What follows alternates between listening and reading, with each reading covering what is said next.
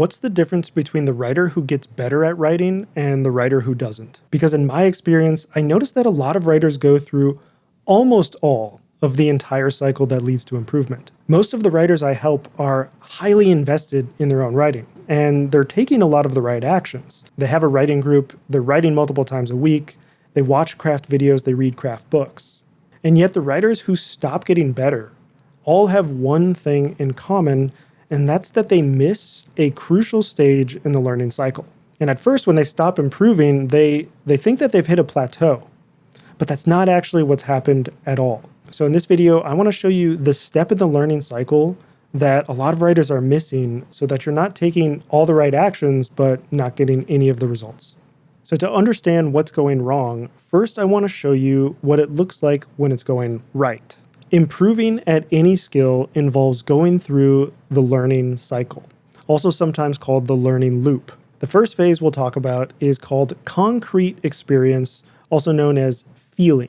Now in this phase, you are actively performing an action. You're not judging anything yet. You're simply taking things in through your senses and having an experience. An example of this would be the actual act of shooting a free throw. The next phase is called reflective observation, also known as watching. And this is where you step back from doing to actually review and reflect. So if you shot the free throw and the ball went very far to the left and didn't even hit the rim, that would be something you notice in review. The next phase is abstract conceptualization, also known as thinking. This is where you fit everything you've just learned, just reviewed, into everything you already know.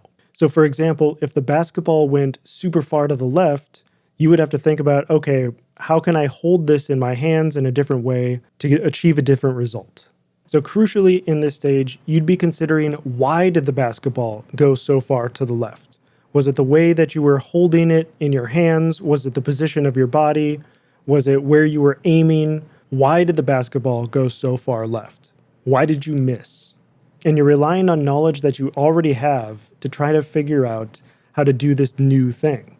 So you're relying on knowledge of your hands, for example, in this case, or knowledge of your body, or knowledge that maybe if I change the exact point that I was shooting for, that I'll get a different result. And then the last phase we're going to talk about is active experimentation, also known as doing. And this is where you consider how to put what you've learned into practice. And very crucially in this stage, you form a hypothesis about what will change if you do something different.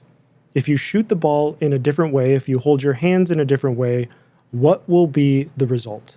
And in this stage, you actually implement that particular change, that hypothesis, which will come back around again to concrete experience. So you will form a hypothesis that will lead you to change your behavior in some way that will then give you a new experience. So the whole cycle broken down is you shoot a free throw, the ball goes wide left, you reflect on the fact that the ball went wide left, you think about what could have happened that caused this, and then finally you form a hypothesis about what you can change in your behavior, how you can change your action in order to get a different result. And note that this cycle is non-linear, meaning you can enter it at any stage. So for example, if you watch a video about how to throw a free throw before you actually perform the action, well, you've actually technically started in the abstract conceptualization phase. You started thinking about what you were going to do before you actually did it. And importantly, it doesn't really matter what stage you enter the cycle in. What matters is that you go through the entire cycle. Now, this seems deceptively simple, perhaps, but a ton of writers that I've worked with don't go through all 4 stages. And every single writer I've worked with who wasn't getting better was actually skipping one particular step of this cycle. Sometimes more than just this one, but they were skipping this particular one every time. And I encourage you to take a moment and consider which one of these might it be. Because writers, in my experience, go through 3 of these stages pretty consistently. And the answer is active experimentation, also known as doing. Now you might think, but I'm constantly doing. I'm constantly writing all the time. Or maybe you know a writer who has been writing for 15 years but never seems to improve. But the issue is that there's one crucial part of active experimentation that a lot of people forget, and that's the hypothesis You need to form a hypothesis about how you're going to change your behavior in the future in order to get a different result. If you don't form a hypothesis, if you don't think about how are you going to change your behavior in order to get a different/better result, then you're not actually going through this stage of the learning cycle. Now, what does this look like in practice? It looks like writers writing without an objective, or their objective is way too general to actually be effective. So for example, if you sit down to write and you say, okay, right now I'm going to write 500 words of a literary fantasy story, that objective is so broad that there's almost no way you can learn from it. And I noticed that writers hit the other 3 phases consistently. They get the concrete experience because they're actively writing. They reflect on their writing a lot. We probably do that too much. We even give our work to other people to get feedback from other people. So we go through the reflective observation phase consistently. And we even go through the abstract conceptualization phase or the thinking phase consistently, where we think about, okay, what went wrong in this particular draft? But then comes the stage of active experimentation. And so now I want to give the one clear way that you can make sure that you're going through this stage of the learning cycle. And that is to write with intention. If you're sitting down to write, you should have an intention for that writing session. If you're trying to improve at writing, well, every session is a practice session, and you need to go into practice with a specific intention. A lot of writers I talk to, when they tell me about their writing sessions, they're primarily going for achieving a specific word count or writing for a certain amount of time. Or they'll say something like, oh, I know what my next scene is going to be. It's going to be this argument between Lily and Graham, and today I want to write that scene. The problem with an intention like that is it's way too general. It's way too big. If you set that as an intention for your writing session, imagine at the end of your writing session, what can you learn? You either do write that scene or you don't write that scene, but how do you get better as a writer from that? The only thing you might learn with an intention like that is why or why not you got your particular writing done that day. Now, I want you to compare that intention with something like this. I want to write the scene between Lily and Graham, and I want them to be at a work party, and I want it to come across that Graham is jealous of Lily's promotion, but won't admit it in front of his girlfriend Haley or any of the other people at this party. But Lily, on the flip side, is actually jealous because she's attracted to Graham. And she obviously doesn't want to admit this in front of anybody at all. So now I have 2 characters who both have things they feel but they can't say. And I want to make sure that the reader feels like they're fully in this party. I want this to be this is a really important scene in my novel. And so I want to make sure the reader is there and present and grounded. And so I want to have a lot of detail in the scene that allows them to ground themselves in this place. And I want the dialogue to get really uncomfortable. I want them to have to interact for some reason, but they can't say what they really want to say, but their dialogue still gets heated more and more. I want it to feel like a train wreck that the reader won't be able to stop watching. If you go into a writing session with an intention like that, there is so much you can learn. Because at the end of that session, you can read the scene and ask yourself, did it come across that Lily is attracted to Graham? Did it come across that Graham is extremely jealous of the fact that Lily got this promotion? You might ask yourself, is the dialogue escalating in the way that I want it to, so that it feels like there's a lot of momentum and that we're building up to some sort of disaster? Or you might ask yourself, did I give enough detail in the beginning of this scene so that the reader feels like they are 100% there, that they at least have some idea of the type of people who are there, the type of party this is, and the general vibe of the place, so that as the scene escalates, the reader feels like they're actually transported into this place. So imagine you set out with that particular intention. Regardless of what happens, you now have another reference point. You have your intention and you have what actually happened. And learning happens in the difference between these 2 things. Learning happens in the gap between your intention and what actually happened. With no clear intention, you actually don't know what a result actually means because you have nothing to compare it against. And this is the thing that I see so many writers get wrong in their writing sessions, is they don't have a clear intention for that writing session. They're just kind of aimlessly writing. And the smaller and more hyper-specific you can make your intention, the easier it is to learn from it, because then you'll know if you hit it or not. And some of my intentions as I'm sitting down to write are actually extremely small, and they're very much related to the prose itself. So, for example, I might say, I want the reader to think that this character Beatrice is angry. But I want them to read this particular paragraph, and by the time they get to the end, I want the reader to realize that it was actually she's sad the entire time. And I want that to be a really big realization for the reader. I want it to really move them. I want the reader to really feel like they were surprised by this.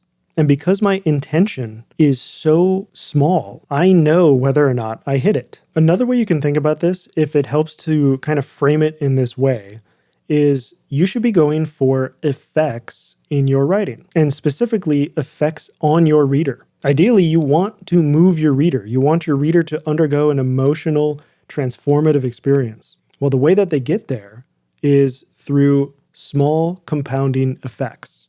And so a lot of the time, my intention when I'm sitting down to write is simply, what effect am I going for right now in my writing? Writing that goes for effects and achieves those effects is pretty much always good writing. Now, your intention here serves as your hypothesis. If I do things this way, this will be the result that I get. If I go for this effect, the reader undergoes this particular transformative experience. Now, how do you apply this principle in various situations? For example, if you're writing a first draft and you're a discovery writer, so you don't have an outline, what intention do you go in with if you don't exactly know how the story's going to go and you don't know what particular effect you might want to have on the reader? Well, a lot of the time in my first drafts, because I am partially a discovery writer, is I will have an intention, I will set an intention to simply discover what happens in these next 500 words. But notice I'm not just saying, okay, I'm going to write 500 words. It's, I want to know or get a better sense of the story here. And usually, as I'm writing those 500 words, I discover what effect I'm going for, and then I go for that. But it doesn't really matter what your exact process is. What matters is that you have an intention in the first place. Now, I'm kind of weird because I have a kind of hybrid process of discovery writing and outlining.